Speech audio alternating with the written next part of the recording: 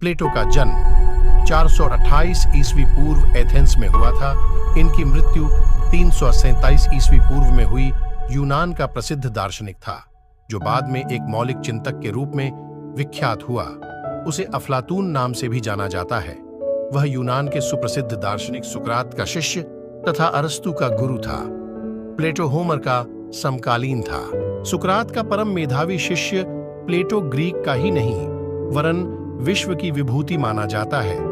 पाश्चात्य जगत में सर्वप्रथम सुव्यवस्थित धर्म को जन्म देने वाला प्लेटो ही माना जाता है। उसने अपने पूर्ववर्ती सभी दार्शनिकों के विचार का अध्ययन कर सभी में से उत्तम विचारों का पर्याप्त संचय किया था। प्लेटो का जन्म एथेंस के समीपवर्ती इजिना नामक द्वीप में हुआ था। उसका परिवार सामंत वर्ग से था। उसके पिता अरिस्टोन तथा माता पेरिक्टोन इतिहास प्रसिद्ध कुलीन नागरिक थे। 404 ईस्वी पूर्व में सुकरात का शिष्य बना तथा सुकरात के जीवन के अंतिम क्षणों तक उनका शिष्य बना रहा। सुकरात की मृत्यु के बाद प्रजातंत्र के प्रति प्लेटो को घृणा हो गई और उसने मेघोरा, मिस्र, साइरीन, इटली और सिसिली आदि देशों की यात्रा की तथा अंत में एथेंस लौटकर अकादमी की स्थापना की। प्लेटो इस अकादमी का अंत तक प्रधान आचार्य बना रहा। पाश्चात्य जगत में सर्वप्रथम सुव्यवस्थित धर्म को जन्म देने वाला प्लेटो ही है। प्लेटो ने अपने पूर्ववर्ती सभी दार्शनिकों के विचार का अध्ययन कर सभी में से उत्तम विचारों का पर्याप्त संचय किया। उदाहरणार्थ माइलेशियन का द्रव्य, पाइथागोरस का स्वरूप, हेरेक्लाइट्स का परिणाम, पार्मेनाइडीज का परम सत्य, जेनो का द्वंद्वात्मक तर्क तथा सुकरात के प्रत्ययवाद आदि उसके दर्शन के प्रमुख स्रोत थे। प्लेटो के समय में कवि को समाज में आदरणीय स्थान प्राप्त था। उसके समय में कवि को उपदेशक, मार्गदर्शक तथा संस्कृति का रक्षक माना जाता था। प्लेटो के शिष्य का नाम अरस्तु था। उसका मत था कि कविता जगत की अनुकृति है, अतः कविता सत्य से दोगुनी दूर है। वह भावों को उद्वेलित कर व्यक्ति को कुमार्गगामी बनाती है। अत कविता अनुपयोगी है एवं कवि का महत्व एक मोची से भी कम है। प्लेटो की प्रमुख कृतियों में उसके संवाद का नाम विशेष उल्लेखनीय है। प्लेटो ने 35 संवादों की रचना की है। उसके संवादों को 3 भागों में विभाजित किया जा सकता है। नंबर 1 सुकरात कालीन संवाद। इसमें सुकरात की मृत्यु से लेकर मेघारा पहुंचने तक की रचनाएं हैं।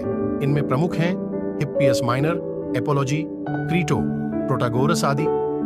नंबर 2 यात्रीकालीन संवाद। इन संवादों पर सुकरात के साथ साथ इलियाई मत का भी कुछ प्रभाव है। इस काल के संवाद हैं क्लाइसिस, क्रेटिलस, जॉर्जियस इत्यादि।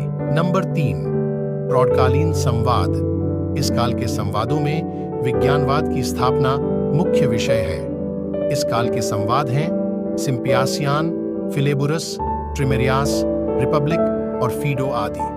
प्लेटो की रचनाओं में इद रिपब्लिक, द स्टैट्समैन, इद-लाग, यौन, सिंपोजियम आदि प्रमुख हैं। प्लेटो काव्य के महत्व को उसी सीमा तक स्वीकार करता है जहां तक वह गणराज्य के नागरिकों में सत्य, सदाचार की भावना को प्रतिष्ठित करने में सहायक हो।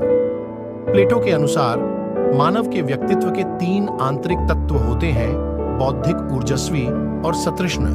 प्लेटो काव्य का महत्व उसी सीमा तक स्वीकार करता है जहां तक वह गणराज्य के नागरिकों में सत्य, सदाचार की भावना को प्रतिष्ठित करने में सहायक हो। कला और साहित्य की कसौटी प्लेटो के लिए आनंद एवं सौंदर्य न होकर उपयोगितावाद थी।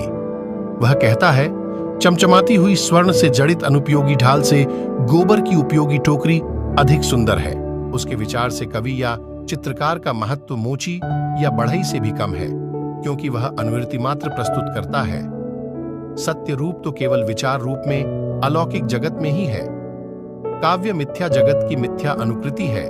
इस प्रकार वह सत्य से दोगुना दूर है। कविता अनुकृति और सर्वथा अनुपयोगी है, इसलिए वह प्रशंसनीय नहीं अपितु दंडनीय है। प्लेटो कवि की तुलना में एक चिकित्सक, सैनिक या प्रशासक का महत्व अधिक मानता है।